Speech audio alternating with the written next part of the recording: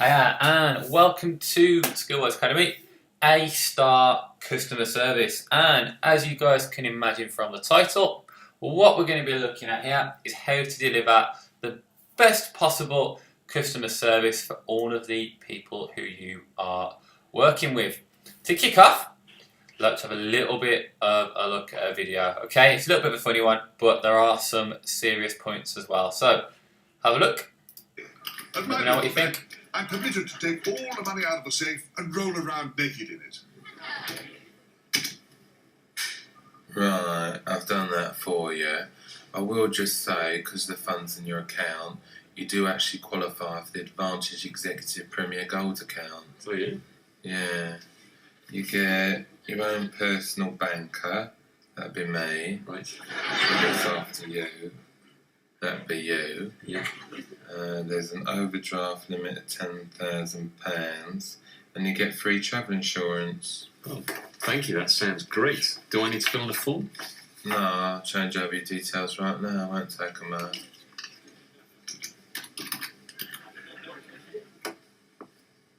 Computer says no.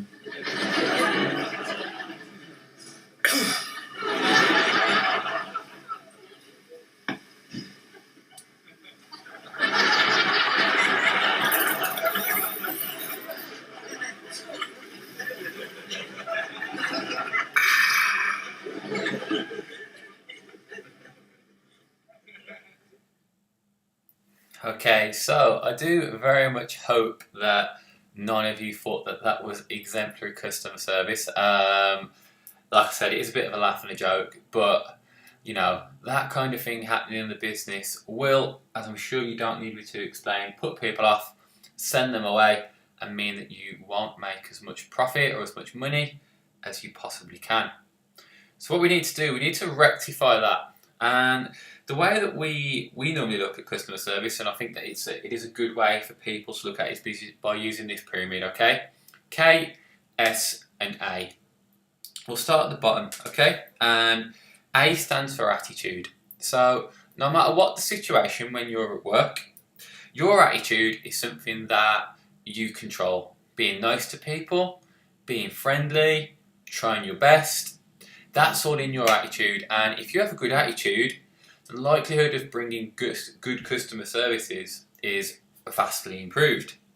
In the middle, we have skills. Okay, so skills are also essential to having good customer service. If there's a particular system at work that you don't know how to log into, but you need to do so to provide that customer with a service, if you can't do it, it's obviously not providing a great service. So skills are things that you need to be able to learn in order to improve your customer service. And a skill could be anything from, like we said, logging into a system. It could be learning how to speak on the phone, how to word an email. It could be knowing exactly what to do and what process to follow if a certain scenario takes place. So if someone does phone up and ask for a refund, there could be a refund scenario in place, which would be a skill that you'd need to learn. And right at the top, the smallest part that contributes to your customer service is knowledge, okay? And knowledge comes from outside. It's not something that you can just bring to work and just switch on, like your attitude. Knowledge is something that you have to be in the business in a long time for to be able to understand and to be able to gain. And particularly if you're working in a specialist industry, so something like accounting or finance, or if you're working at a lawyer's, or even if you're working in something like a beauty salon, if you don't have knowledge of the products that are on offer and the services that are provided, then it's going to make it more difficult for you to provide excellent customer service. But the important thing to remember is that the A for attitude makes up a huge percentage of what you can do for customer service. The S in the middle is slightly smaller, which is your skills, which you can always be improving. So doing things like these tutorials, for example, will hopefully be upping your skills. And then right at the top we have knowledge, and knowledge can only be accrued by spending more time in the business and becoming more familiar with what you do. What we're going to do, we're going to have a look at, we're going to learn from the best basically, because there is nowhere on earth that provides better customer service than Disney. So we're going to have a look at a few of the things that they do at Disney, and what we can take away from them and bring into our business. Now, some of these examples are very, very, very extreme. And I'm not suggesting that you copy them, but I'm suggesting that you put yourself in that mindset of providing that A-star customer service and take away whatever you can from the slides, okay? So whenever you're in Disney, they have this 4-stage system, and everything that they do to provide, well, however they work really is or revolves around these things. So number one, most important thing for any employee is to ensure the safety of the guests and the tourists that are in the park, okay? Number two is courtesy. So that's giving a positive image, it's being nice, it's being gracious, and going above and beyond expectations, which is important. So just for you guys, just very quickly from there, if you say you're going to have something with a customer by 1 o'clock the following day, deliver it by 12. Okay, that's going above and beyond what that customer expects, and that's a very, very easy way to start showing great customer service. Number three is show. So I stay in character and perform my role in the show. I ensure my area is show ready at all times. So as you all probably know at Disney, all the characters or all the staff are dressed as particular characters, and they always stay in that mindset of being in the show. That's the third most important thing. And the fourth most important thing, which you might find surprising, is efficiency. So I perform my role efficiently, so guests get the most from their visit. So I'll give you a scenario, okay? Let's say that you have a character who plays Snow White in a Disney park, okay? And Snow White she's just finished her performance, and she spots somewhere outside of the castle where she works, she spots a child in danger, a lost child who's crying and is split up from her parents, okay?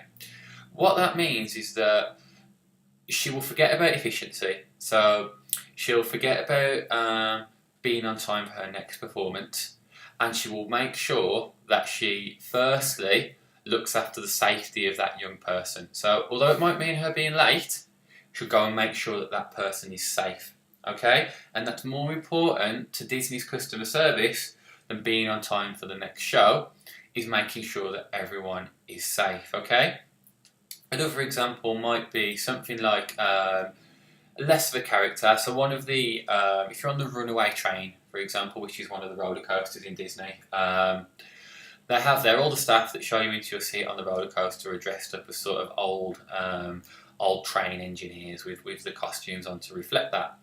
And let's say for them that they obviously want to get as many people as possible through the queue and onto the train as quickly as possible, which is number 4. However, they will always say, "Have a nice day, I hope you're okay," and whenever the runaway train pulls off, every single person on that train will get a wave as the train pulls off.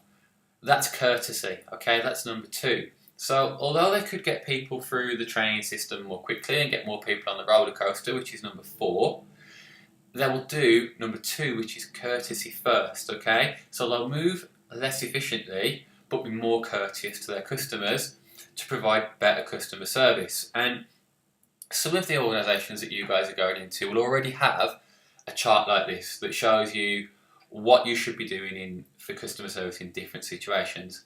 The vast majority won't have a chart like this, and it's important for you to know what you need to be doing to provide that customer service in terms of what tasks should be neglected and what should be focused on in order to provide that customer service, but also have your business head on and think about, at the end of the day, you do still need to be making money for the business, It's all okay putting courtesy right at the front of the queue, but if that meant that you were never efficient enough to make any cash for the business, then everyone's going to lose out. And I hope that makes sense for you. So we'll look at a few of the Disney rules now and what goes on there. So if you work for Disney and you're a cast member, that's what you are. You're a cast member. You're not a member of staff. You're not a litter picker. they all have characters, alright? And that makes everyone who goes there, they feel good, they're all happy, they're all smiling, and it makes it a more joyous place to be. Okay, big one. A cast member at Disney is never allowed to say, I don't know. And if you follow that rule as well, you're onto a winner straight away, okay? They have a backup system where they can talk to a telephone operator, and you might need something like that in place. You might need to have someone on hand who you can speak to get answers if you need them. However, saying I don't know is very, very poor customer service, okay? A much better thing to do, even if you're on the phone and you don't know the answers, okay, let me just place you on hold for a moment. I need to go and check that answer up for you. Or, I'm afraid I don't know, but I'm going to go and find out now. Can I just place you on hold for a second? It's much better than just, I don't know, and leaving the customer to it to work out the answer, okay? Male and female cast members are not allowed to shave their eyebrows. Men's hair cannot extend over their ears or shirt collars. Women's hair has to be neatly brushed. Braids are allowed, but not beads, okay? So this is all about appearance, and having the right appearance is also reflective of customer service. And of course, all of your individual businesses will have their own standards in terms of what you're allowed to wear and what your appearance is like for work. However, if you are in a customer-facing role, so you're likely to come into contact with customers and be speaking to them, there are certain minimum standards that would be expected in any job. You know, need to be clean and tidy. Okay, you need to be wearing clean clothes. If you've got a uniform, you have to be wearing it. All right, it's not negotiable. It's not, we're not at school anymore. It's not, my mum hasn't washed it, or oh, it's a bit dirty. If you've got a uniform, you need to be wearing it, because if your business does phone up our office or contact your tutor and have a problem with you not wearing your uniform, that is going to be an issue for us, because we can't be standing for stuff like that. Okay, cast members playing characters have to follow specific guidelines, so each autograph looks identical. So if you went and got a Mickey Mouse autograph 50 years ago, that would be exactly the same as the Mickey Mouse autograph you would get today. And if you go to the Mickey Mouse who was on the morning shift, his autograph is going to be the same as the Mickey Mouse doing the afternoon shift, okay? It's all about providing continuity and the highest possible standard for your customers. And, okay, you're not going to be doing autographs for your customers. However, what I would say is if there is a more experienced person in the office who speaks to customers and goes the extra mile, it's not okay for you just to say, wait until Phil gets back and he'll sort it out for you. You need to be going to the same standard as Phil with your customer service and the way that you speak to the customers. There's a reason the theme parks always look so clean. Everyone there is told to pick up trash if they see it on the ground. So look at that picture there. That is absolutely immaculate. Okay, I don't know what time that was taken because Disney does open very early in the morning, but it is very, very, very, very, very clean. Big thing to take away from here is you are an apprentice, and you may be asked to do jobs that you don't want to do from time to time, such as cleaning. You may need to make the odd drink or the odd cup of tea. We need to do it. We need to work together in a business environment, and it's not a status thing. It's not all someone saying, belittling you and asking you to make the tea. If you imagine it like this, if there's a business meeting and your boss is in the business meeting and could be looking to take away a big sum of money from that meeting, it could be £10,000 they're going to take away from that meeting, okay?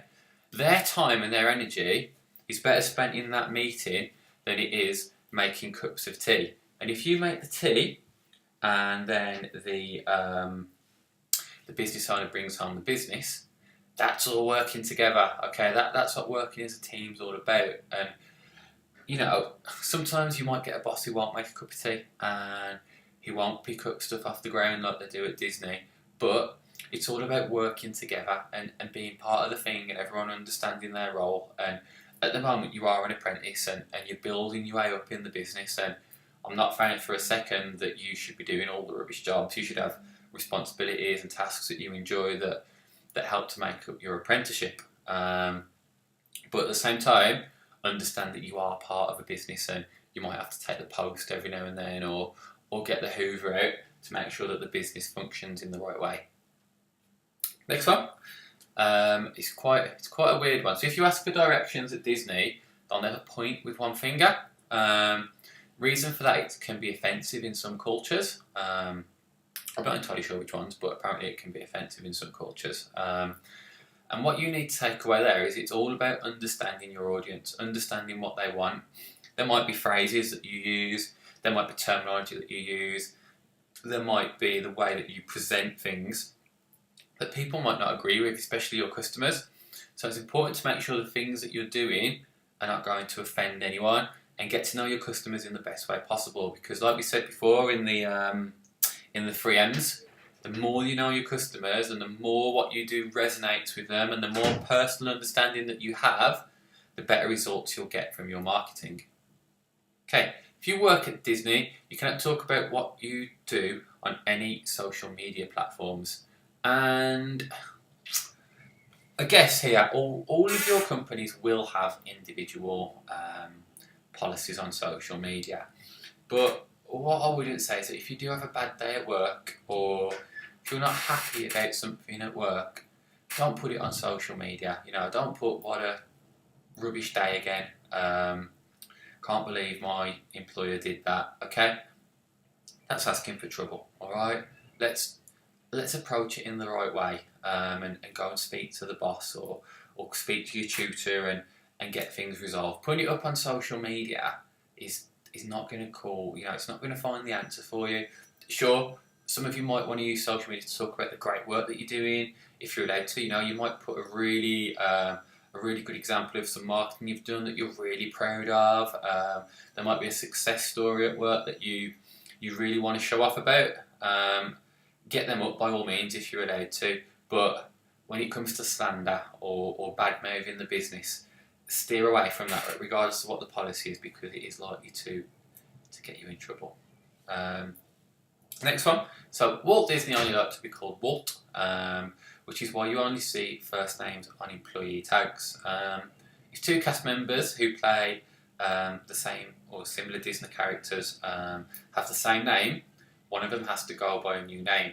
Now, I'm not saying that you guys need to be changing your names if there's another Adam in the office or another Ben or whatever it might be. But what you might need to think about is that attention to detail, alright? Someone's going to go so far as to change their name just so the customer has good customer service. And yes, that is an extreme measure, but what are you prepared to do to offer great customer service? How far are you prepared to go? Does it take changing your name, or does it take staying an extra 5 minutes to make a phone call at work? We don't finish until the job's done. That's a saying that we have here. So if you do have to stay late and get it done, you stay late and get it done. And you might be thinking at the moment, if you've had other jobs in the past and you think, well, I'm not getting paid past 4 o'clock, why should I stay? Think about this, alright? In 12 months' time, when your apprenticeship finishes, if you have stayed late and gone the extra mile, impressed your boss, impressed the customers, done a good job, what's the likelihood of you being taken onto a permanent role, as to if you're the person who goes home every day at 4 o'clock and leaves the jobs for the next day? I know which person I'd be likely to hire. So just bear that in mind. All we have now is a couple of stats, and some of these do take a little bit of thinking about, and they are quite staggering, and they're very important to know in order to work in the correct way in the business. So the first one, it costs 5 times more to get a new customer than to keep an existing one. So we're talking about marketing quite a lot in these webinars, and you may think that marketing is all about getting new customers. It's not, okay? If you can look after the customers that you've got, it is a lot easier. Therefore, customer service plays a vital role, because if you can look after them, happy days, they keep coming back, they keep spending more, the business keeps growing. Okay? If you're just going after cold leads or new leads all the time, that's a difficult job. Next one. A customer who received great service will tell 5 other people. On average, that's another 5 potential customers for the business. Again, emphasising the importance of customer service. Okay, someone who gets great service, not good service, great service, so you have to be doing really well, will tell 5 other people. Okay, that's 5 more people for the business. Just do some simple maths on that. Okay, if you provide excellent customer service to 100 people and they all tell 5 each, okay, that's 500 new leads for your business. Okay, how much marketing and how much effort and time would it take to get 500 new leads from people who don't know anything about your business? Odds are it's going to take a long time. It's going to be a lot more effort. So again, customer service vital. Next one. Only 1 in every 25 will bother to complain when things go wrong. The other 24 won't even tell you that you've messed up for them. So what we're really saying here is that people don't complain. They just leave and they just go away.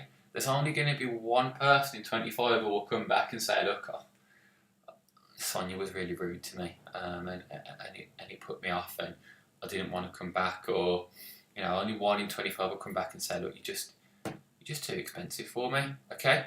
And only 1 in 25 will tell you that. So you need to be looking after people, because when you upset them, they just go away. They don't come and make complaints and tell you what's going on. They just go away and don't come back. Next one. 91% of customers who've had a problem with you and kept it to themselves won't do business with you again. Alright?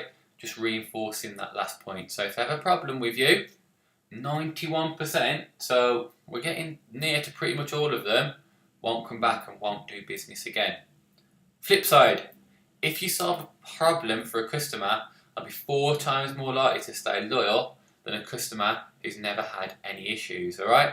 And this leads on to some interesting discussions, because I've even heard of some businesses that will, what am I trying to say? Some businesses will create a problem just so they can solve it, so that they will appear like they're doing more for their customers. So appear that maybe at the start of the process an invoice might be lost, or something might be delivered late, because when they solve it for them, which they know they can, alright, and I'm not advocating you do that at all. I'm most definitely not saying to mess things up on purpose. That would be bad.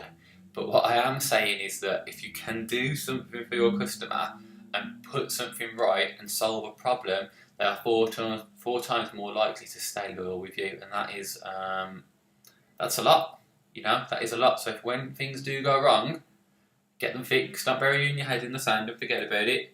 Get them done straight away, and it can be very beneficial. 84% of customers' perception is based on their emotions and how you and your business make them feel, whether interaction has been on the phone, online, or face-to-face. So what we're really saying is you could have an amazing product, but customers base their opinions on interactions, okay?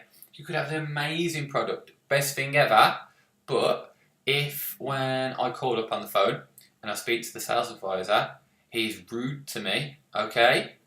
That's what my perception is based on.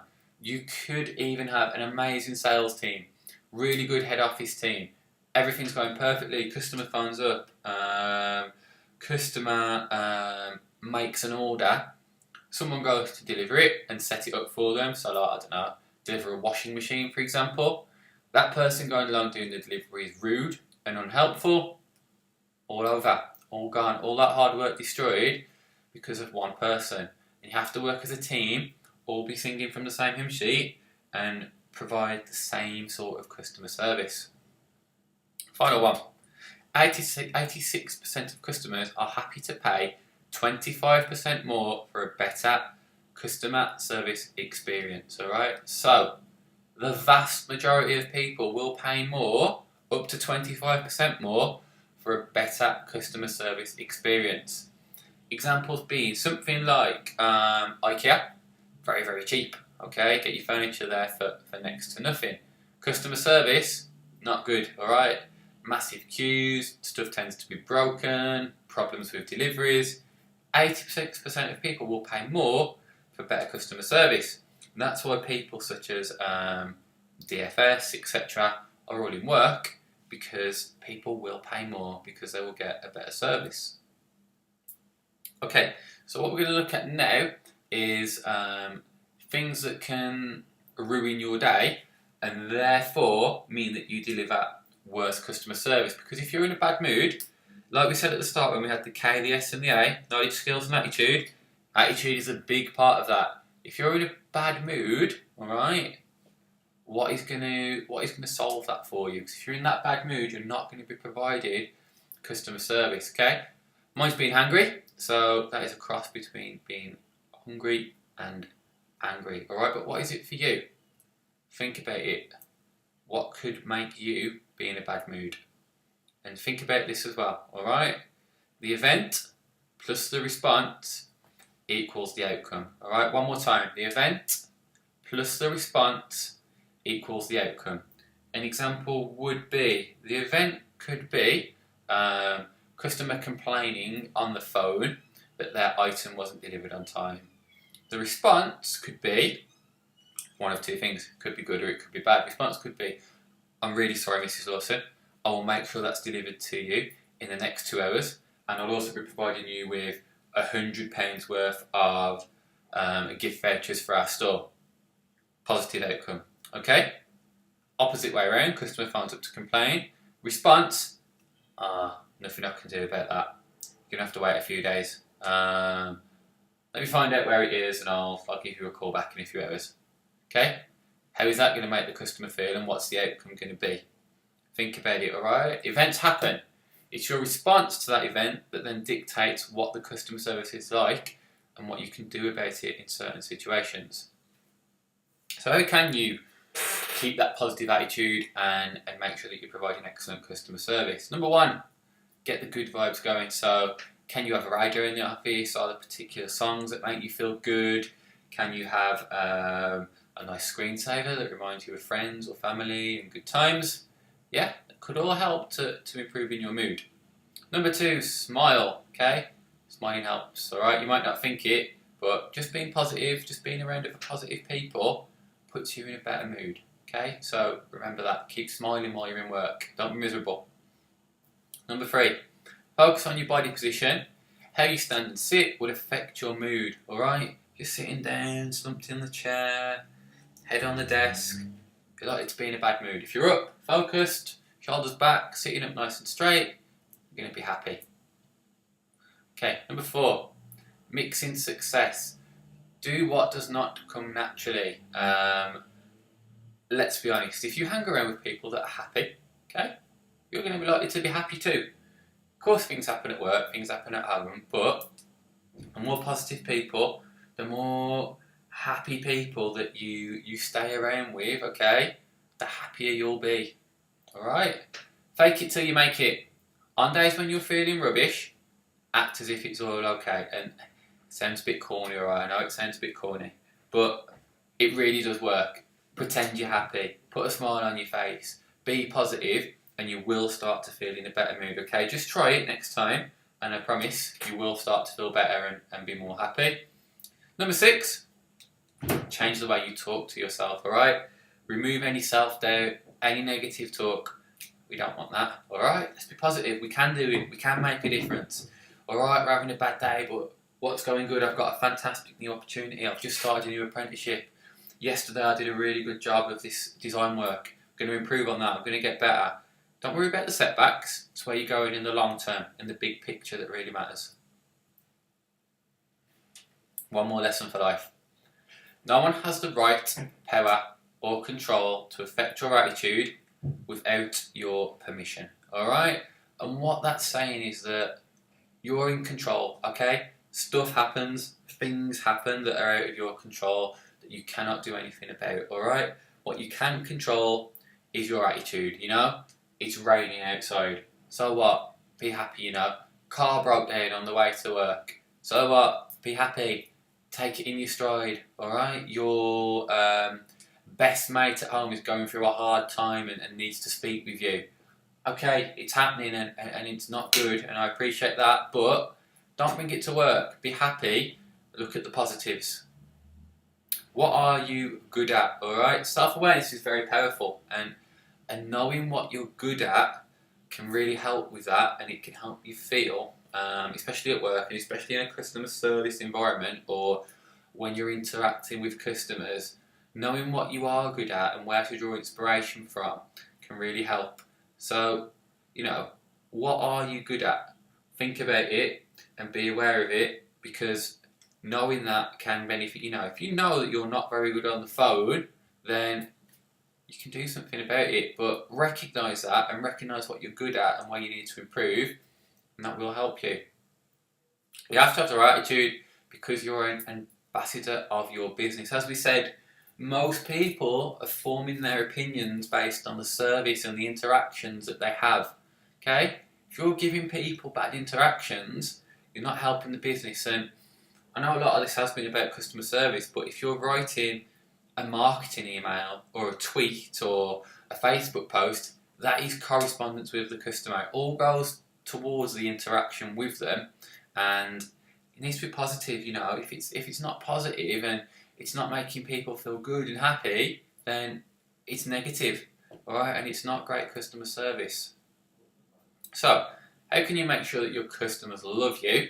In a few easy steps. So, we have a lot of phrases that people tend to use all around England, on the phone especially, and some of them are not great. So some of the ones here, for example, so sorry to keep you waiting / holding, or sorry I'm late. What could you say instead of that? Thank you for holding. Thank you for your patience, yeah? Make it about the customer, not about you.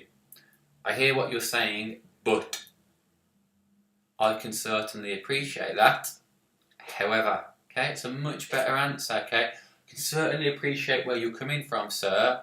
However, let me just tell you about, alright? That but in the middle, that's a big barrier, and that could get people's backs up. Don't worry, it shouldn't be a problem. Okay, that's a bit blasé. We hear lots of people saying that. Don't worry, no problem. Okay, better. I'm confident that I'll get that sorted for you. Bold, confident, more assured. Bear with me. Absolutely terrible one, alright? Just bear with me while I find him.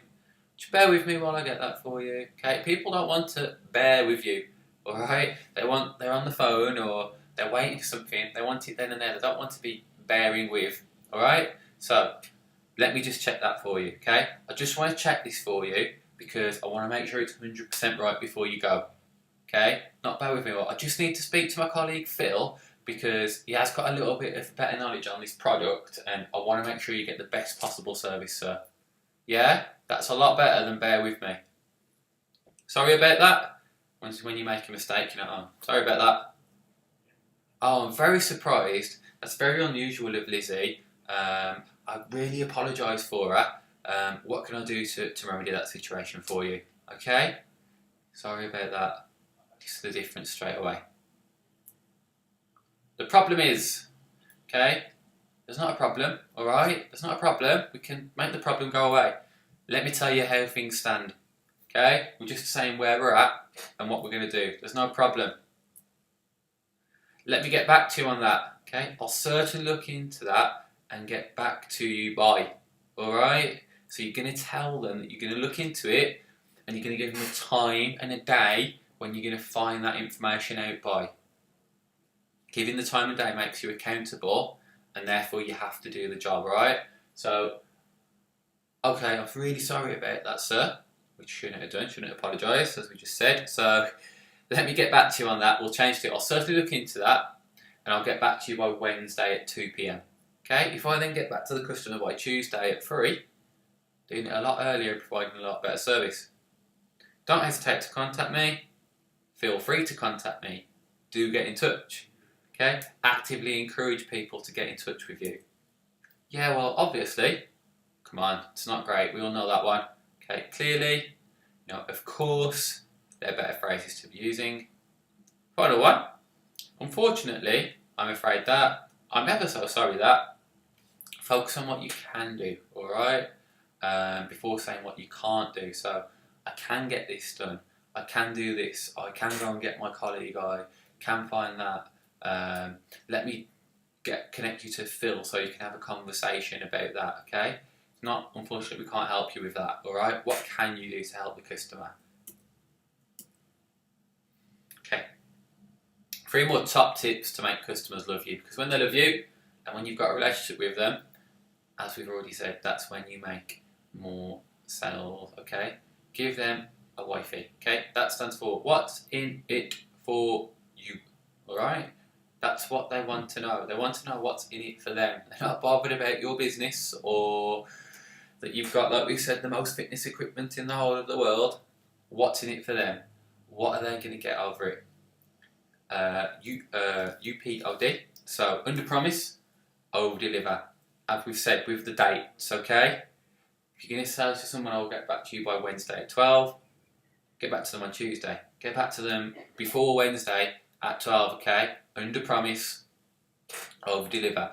If you're not confident that you can get back to someone by Wednesday at 12, tell them it's going to be Thursday, alright? Don't promise and then not deliver, okay? Under promise, over deliver. Much better way to go with your customer service, okay? Next one. The good news or the bad news. So, when you ask people if they want the good news or the bad news first, always go with the good first, okay? Because they'll be positive about that. It's the first thing that they hear, and it does work. There is a lot of research around it. Giving the good bit first does help. It does make customers feel better about the news that they're receiving.